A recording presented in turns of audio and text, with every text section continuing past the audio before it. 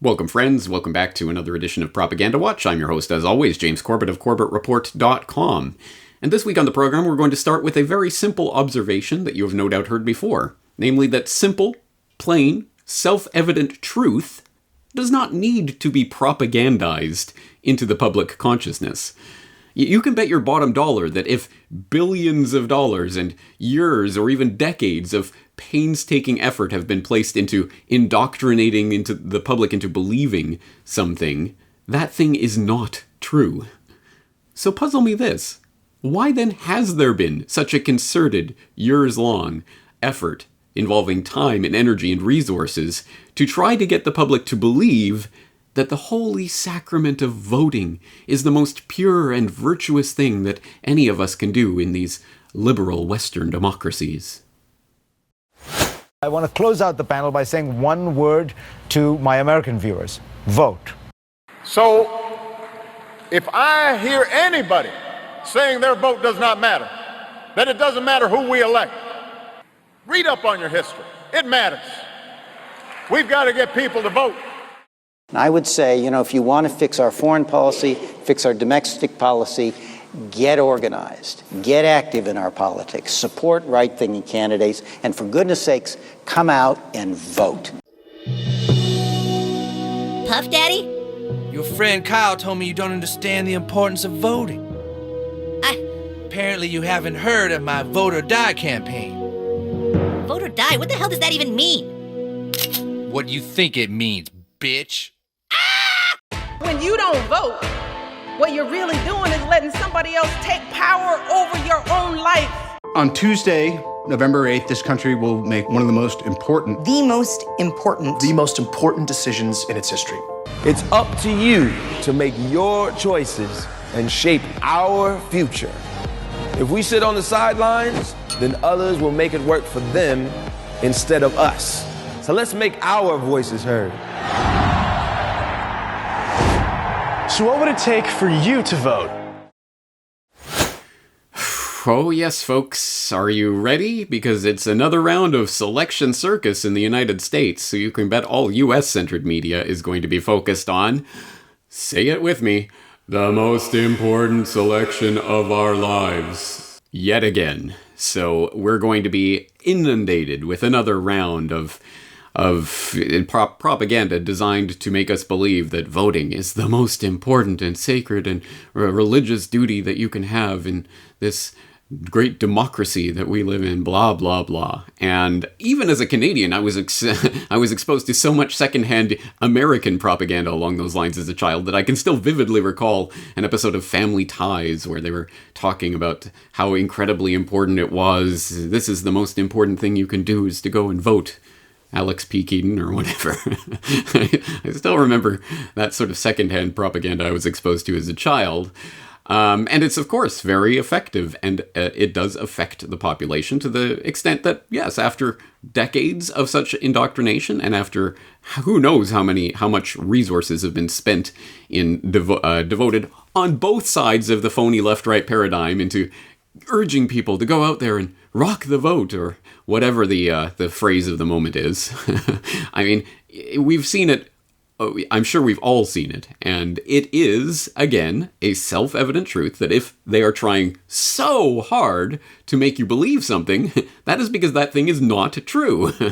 And there are many different ways that we could approach this and point out the lie, the fundamental lie that your vote is the most important thing you can do. Your superpower is voting. Talk about the worst superpower ever. There are, as I say, many different ways that we can debunk and deconstruct this notion, starting from the very utilitarian approach and noting that, of course, in the age of paperless electronic voting, your vote is not worth the paper it is not printed on. Mr. Curtis, would you please state your full name for the record? My name is Clinton Eugene Curtis. And where do you reside? Tallahassee, Florida. And what is your profession? I'm a computer programmer. Would you please speak into the microphone so the audience can hear your testimony? I'm a computer programmer. Mr. Curtis, are there programs that can be used to secretly fix elections? Yes. How do you know that to be the case? Because in October of 2000, I wrote a prototype for President Congressman Tom Feeney at the company I work for in Oviedo, Florida, that did just that. And when you say did just that, it would rig an election? It would flip the vote 51-49. But whoever you wanted it to go to and whichever race you wanted to win. And would that program that you designed be something that elections officials that might be on county boards of elections could detect? They'd never see it. Mr. Would you answer that question once again? They would never see it. So how would such a program, a secret program that fixes the election, how could it be detected? You would have to view it either in the source code, or you'd have to have a receipt and then count the hard paper against the actual vote total. Other than that, you won't see it. So there is one industry that has not ever done a bug bounty or a hackathon. It's the voting machine industry. Oh, really? Not fans. Not really fans of people showing how insecure they are. Nevertheless, DEF CON this year they're still running like Excel 98 or something. I know. DEF CON going on this weekend in Las Vegas had, for the second year running, a voting village. Organizers set up decommissioned election equipment, invited the hackers to find, according to BuzzFeed, creative and alarming ways to break in. Last year, conference attendees found new vulnerabilities in all 5 voting machines. This year, in a room set aside for kid hackers, an 11-year-old girl hacked a replica of the Florida Secretary of State's website within 10 minutes and changed the voting results. Wow.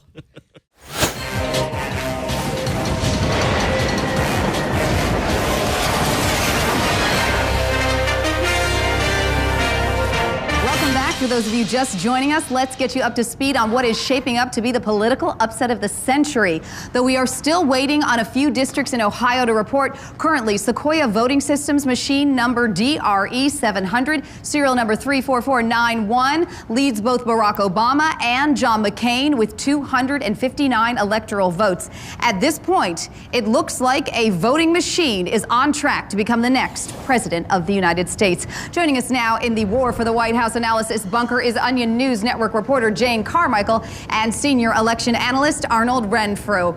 Jane, how did the DRE 700 pull off this upset? Andrea, the DRE 700 is running extremely strong in districts that use electronic voting machines, where it has captured an incredible 100% of the vote. Really? In rural districts, ones that use paper ballots or lever machines, the DRE 700 is getting no votes at all. Arnold, why do you think that is? Well, Andrea, I think the people who have used electronic voting machines before are just more comfortable with the idea of having one as their president. If you've never used a voting machine, you might be hesitant to vote for one. Exactly, but in broader terms, the DRE 700 is a candidate that stands in stark contrast to politics as usual. True. It doesn't have any Washington experience. And from what we understand, it spent the first part of its life in a storage warehouse. Wow. And I think this shows the American people are really ready for a change. Or we could note, as even the mainstream media has been compelled to admit in the last few years, there is a deep state that operates beyond the purview of your elected officials and really decides the course of the country, although, of course, in the mainstream formulation, it's mostly a limited hangout to do with the left-right phony political divide, but at least it is starting to be admitted. This is a difficult subject to talk about. It would be easier if it were a conspiracy you're describing, but that's not the case, is it? No, I'm not a conspiracy theorist. This is not some cabal that was hatched in the dark of night. This is something that hides in plain sight. It's something we know about, but we can't connect the dots, or most people don't connect the dots. It's kind of a natural evolution when so much money and political control is at stake in the most powerful country in the world. This has evolved over time. And you call it the real power in the country? Correct. It is a hybrid of corporate America and the national security state. Everyone knows what the military-industrial complex is, since Eisenhower talked about it in his farewell address. We must guard against the acquisition of unwarranted influence, whether sought or unsought, by the military-industrial complex.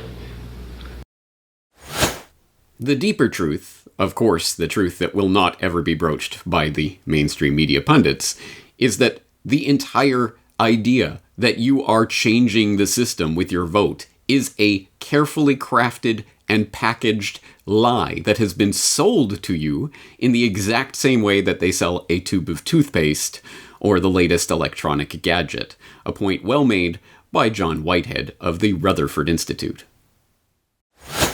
No matter who wins the presidential election, it's a sure bet that the losers will be the American people. Why? Because politics is entertainment. It's a heavily scripted, tightly choreographed, star-studded, ratings-driven, mass-marketed, costly exercise into how to sell a product. In this case, a presidential candidate, designed to dazzle voters who will choose image over substance almost every time. Wake up, people. We're being sold a carefully crafted product by a moneyed elite who are masters in the art of making the public believe that they need exactly what is being sold to them, whether it's the latest high-tech gadget, the hottest toy, or the most charismatic politician. Politics is a reality show, America's favorite form of entertainment, dominated by money, profit, imagery, and spin, hype, and personality, and guaranteed to ensure that nothing in the way of real truth ever reaches the American citizenry. The sham is that most Americans actually believe that they're the ones choosing the next president. In truth, however, they're engaging in the illusion of participation, culminating in the reassurance ritual of voting. It's just another blue pill, a manufactured reality, conjured up by the Matrix in order to keep the populace compliant and convinced that their vote counts and that they still have some influence over the political process. Time for a reality check. The nation is drowning in debt, crippled by a slowing economy, overrun by a militarized police, swarming with surveillance everywhere, besieged by endless wars everywhere, and a military-industrial complex intent on starting new wars, and riddled with corrupt politicians at every level of government. All the while, we're arguing over which corporate puppet will be given the honor of stealing our money, invading our privacy, abusing our trust, undermining our freedoms, and shackling us with debt and misery for years to come. You can rest assured that nothing taking place on Election Day will alleviate the suffering of the American people. The shadow government and its corporate partners are the ones that really run the show. They pull the strings and dictate the policies. They're not going to allow anyone to take office who will unravel their power structures. So what's the solution to this blatant display of imperial elitism disguising itself as a populist exercise in representative government? Stop playing the game. Stop supporting the system. Stop defending the insanity. Just stop. Washington thrives on your money. Stop giving them your money. Stop throwing your hard-earned dollars away on politicians and super PACs who view you as nothing more than a means to an end. There are countless worthy grassroots organizations and nonprofits working in your local community to address real needs like injustice, poverty, homelessness, and so on. Support them, and you'll see a change you can really believe in your own backyard. Politicians depend on votes. Stop giving them your vote unless they have a proven track record of listening to their constituents, abiding by their wishes, and working hard to earn and keep your trust. No, your vote doesn't count. It isn't even counted. And even if it were, of course, your pulling a lever for candidate Crest or candidate Colgate does nothing to change the underlying structure of the state, the deep state, that does not change from administration to administration and has nothing to do with fighting against this Democrat or this Republican, but is everything to do with the bankster-controlled system that controls the reality we are living in, top to bottom, right down to the level of the money itself and where it comes from. No, none of this is affected in the least by elections. As the old adage has it, if voting made any difference, they would make it illegal.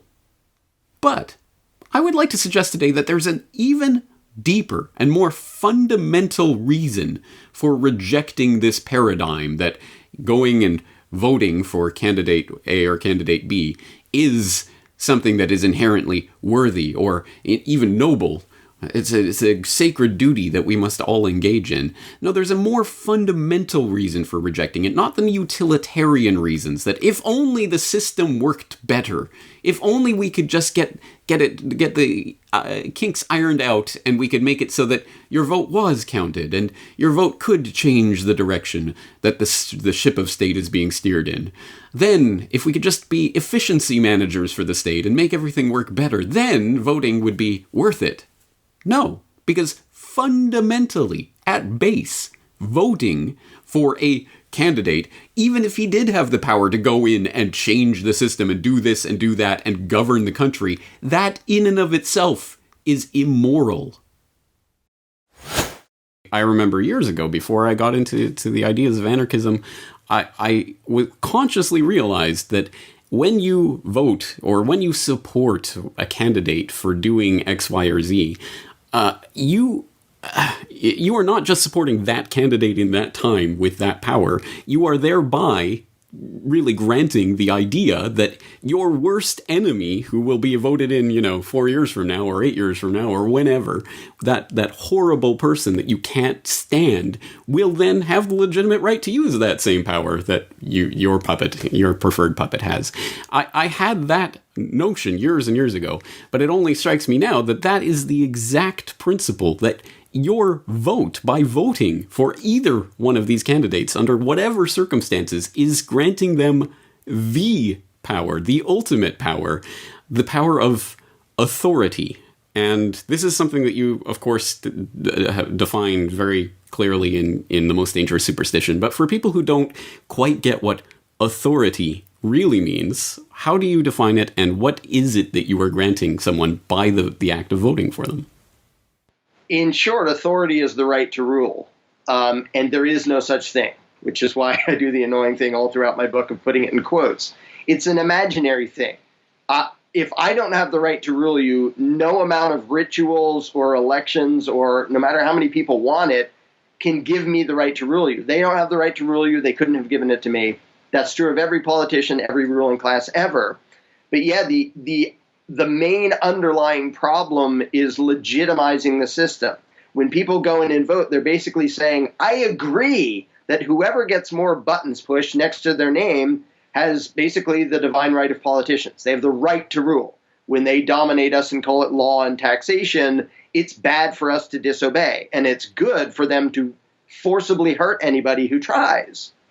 And so to me, like, statistically, your vote is meaningless, but the reason it's beyond doing nothing, because people say, well, if you want to just do nothing. No, A, I don't want to do nothing, and B, voting is way worse than doing nothing, because voting says, I'm going to partake in this ritual, I'm going to play this game, and I understand and accept and project to the world that whoever wins this game has the right, the moral right, to violently dominate me and 300 million other people I don't even know. And to legitimize, to play along. It's like the two psychos at your front door. You want to be punched in the face or kicked in the crotch. If you vote, you're saying, yep, I accept that as legitimate. That's okay. I'll go along with that. And you really are, in a sense, consenting to it.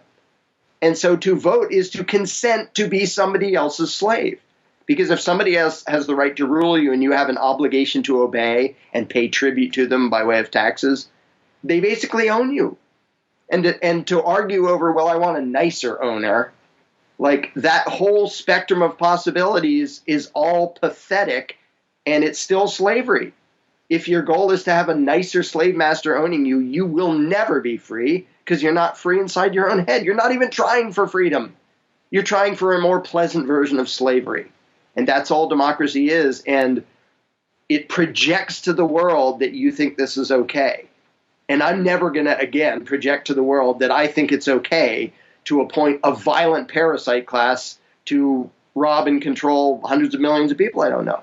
I wouldn't do it over myself, and I have no right to do it over anybody else. And so, yeah, the apparent legitimacy, there's never legitimacy to government. It's all a game. It's all an illusion. But the apparent legitimacy comes from voting. And that's why I say it's the best trick the tyrants have ever come up with. That, of course, is the great Larkin Rose, author of, amongst other works, The Most Dangerous Superstition, a very important book that I would highly recommend people who are at least interested in this topic check out. Whether you agree or disagree with what you have just heard, I suggest that it would be important for you to at least listen to this argument. And I know that this argument does fall largely on deaf ears precisely because the public has been propagandized right from birth, all the way through all manner of conditioning to believe that voting is this is a great system, this is a great way to run society and govern the masses, as if that is what we should be striving for. I realize this message will be lost on people who have been completely subsumed by that indoctrination, but I invite them at the very least, those who are skeptical of this argument about the immorality of voting, I would invite them to at least observe the propaganda, and there is no better time than in the coming several months as we enter the next selection circus to observe the amount of propaganda and conditioning that you will be subjected to over the next several months to try to get you to believe that voting is the most important thing that you can do and is your contribution to the world and is the way that you will change the system. It will be voting that will provide you with that. So let's just put this forward for people who agree or disagree. I would just invite you to examine the propaganda and conditioning that you are about to be subjected to and reflect on it critically. Why is so much time, energy, resources, and effort being spent to try to condition me into believing that this is going to change, despite the fact that every single experience I've had in my entire life has shown me that this is not the case? I invite you to conduct that thought experiment over the next several months. That's going to be our little propaganda experiment for the day and our thought for the day. I'm looking forward to talking to you again in the near future.